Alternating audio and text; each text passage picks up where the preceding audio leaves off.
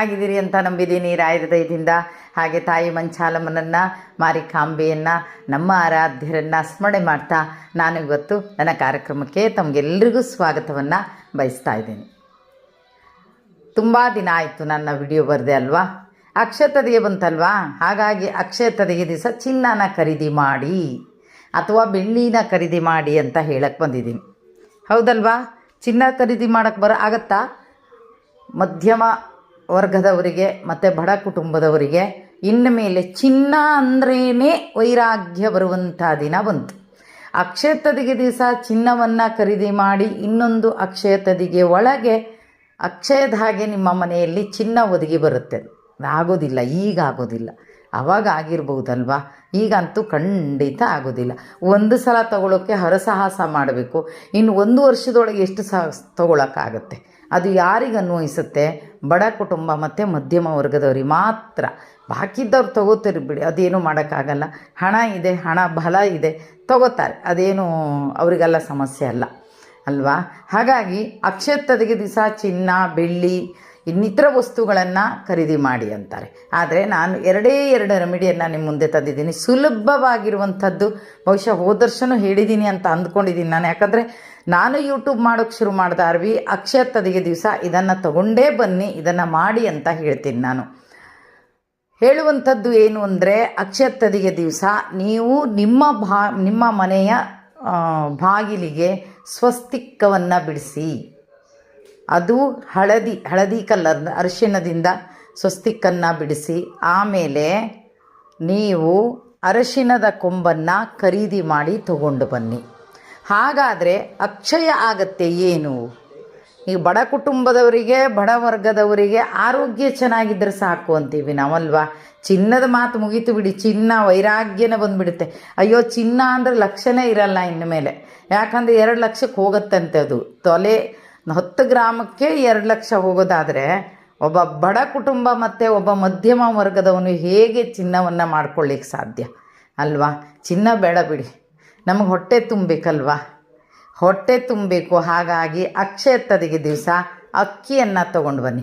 ನಿಮ್ಮ ಮನೆಯಲ್ಲಿ ಎಷ್ಟೇ ತುಂಬಿರಲಿ ಅಕ್ಕಿ ಪರವಾಗಿಲ್ಲ. ಯಾಕಂದರೆ ಈಗ ರೇಷನ್ ಅಕ್ಕಿ ತುಂಬ ಸಿಗುತ್ತಲ್ವ, ಮನೇಲಿ ಅಕ್ಕಿ ಇರುತ್ತೆ. ಆದರೆ ಏನೂ ಗೊತ್ತಿಲ್ಲ, ಆವಾಗೆಲ್ಲ ಮಾಡ್ಕೊಂಡು ಬಂದ ರೆಮಿಡಿಯಿಂದಲೋ ಏನೋ ಎಷ್ಟೋ ಜನರ ಮನೆಯಲ್ಲಿ ಇವತ್ತು ಅಕ್ಕಿ ಸುಧಾರಿಸಿದೆ. ಅದು ರೇಷನ್ ಅಕ್ಕಿ ಆಗಿರ್ಬೋದು, ಇನ್ನೊಂದು ಅಕ್ಕಿ ಆಗಿರ್ಬೋದು, ಯಾವುದೇ ಆಗಿರ್ಬೋದು. ನನ್ನ ಅನುಭವ ಇದು ಮಾತ್ರ, ಖಂಡಿತವಾಗಿಯೂ ಇದು ನನ್ನ ಅನುಭವ. ಹಾಗಾಗಿ ಅಕ್ಷಯ ತದಿಗೆ ದಿವಸ ಅಕ್ಕಿಯನ್ನು ತಗೊಂಡು ಬನ್ನಿ.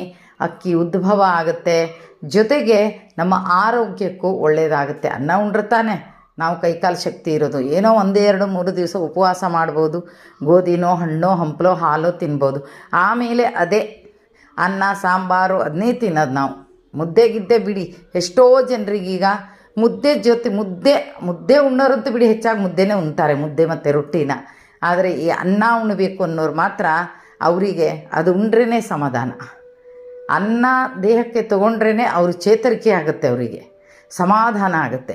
ಹಾಗಾಗಿ ಪ್ರತಿಯೊಬ್ಬರು ಆವತ್ತು ಅರಿಶಿಣ ಕೊಂಬನ್ನು ಖರೀದಿ ಮಾಡಿ ಬಾಗಿಲಿಗೆ ಸ್ವಸ್ತಿಕನ್ನು ಬಿಡಿಸಿ, ಬಾಗಿಲನ್ನು ಮುಂಚಿನ ದಿವಸನೇ ಚೆನ್ನಾಗಿ ಒರೆಸಿ ಮಾಡಿ ಸ್ವಸ್ತಿಕನ್ನು ಬಿಡಿಸಿ, ಕೊನೆಗೆ ಅಂಗಡಿಗೆ ಹೋಗಿ ಆವತ್ತೇ ಅಂಗಡಿಗೆ ಹೋಗಿ ಎಷ್ಟಾಗುತ್ತೆ ಅಷ್ಟು ಅಕ್ಕಿಯನ್ನು ತೊಗೊಂಡ್ಬನ್ನಿ.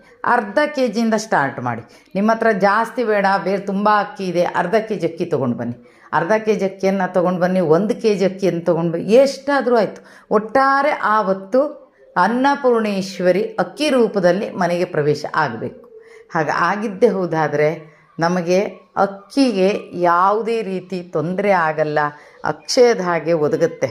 ಈಗ ಎಷ್ಟೋ ಜನ ಹೇಳ್ತಾರೆ, ಅಯ್ಯಪ್ಪ ಯಾವುದಕ್ಕೆ ತೊಂದರೆ ಇಲ್ಲದಿದ್ರೂ ಅಕ್ಕಿಗೆ ತೊಂದರೆ ಇಲ್ಲಪ್ಪ ಅಂತ ಅಲ್ವಾ. ಅಯ್ಯೋ, ಅಕ್ಕಿ ಒಂದಿದ್ರೆ ಸಾಕು, ತಿಳಿ ಗಂಜಿ ಆದರೂ ಕುಡಿಬೋದು ಅಂತಾರೆ. ಆ ರೀತಿ ಇದ್ದವ್ರು ಎಲ್ಲರಿಗೂ ನಾನು ಹೇಳುವಂಥದ್ದು ಏನು ಅಂದರೆ, ಪ್ರತಿಯೊಬ್ಬರು ದೊಡ್ಡ ಸಾಮಾನು, ದೊಡ್ಡ ದುಡ್ಡಿನ ಖರೀದಿ ಮಾಡೋದು ಬೇಡ. ಅಕ್ಕಿಯನ್ನು ತಂದು ಮನೆಯನ್ನು ಹೊಗ್ಸಿ, ಇದರಿಂದ ಬಹುಶಃ ಹಾಲು ಉಗಿಸ್ತೇವೆ ಅಂತಾರಲ್ಲ, ಆ ರೀತಿ ಆಗುತ್ತೆ, ಅಕ್ಷಯ ಆಗುತ್ತೆ.